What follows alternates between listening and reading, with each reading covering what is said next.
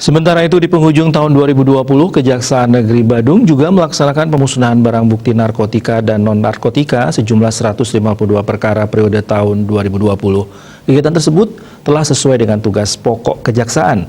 Selain sebagai institusi yang mempunyai wewenang dalam penuntutan perkara, institusi Kejaksaan juga mempunyai wewenang dalam melaksanakan putusan pengadilan yang telah mempunyai kekuatan hukum tetap atau inkrah.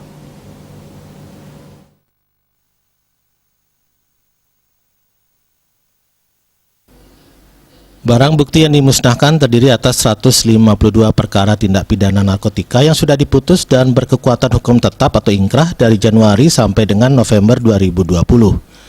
Rinciannya adalah ganja 1.809,4 gram, ekstasi 1.227,24 gram, sabu-sabu 8.137,66 gram, dan kokain 1.697,2 gram. Nilai total dari barang bukti narkotika tersebut sebesar Rp19.685.346.000. Barang bukti lainnya yang dimusnahkan yaitu ponsel berbagai merek sebanyak 99 unit, timbangan elektrik berbagai merek sebanyak 22 buah, dan bong atau alat hisap sabu sebanyak 29 buah.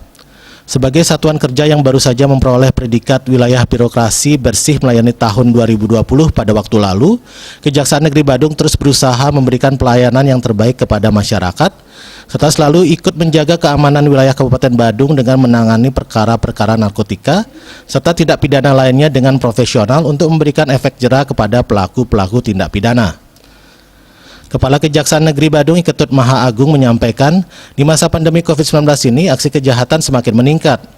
Untuk itu semua komponen masyarakat harus selalu waspada dan peduli dengan lingkungan sekitar.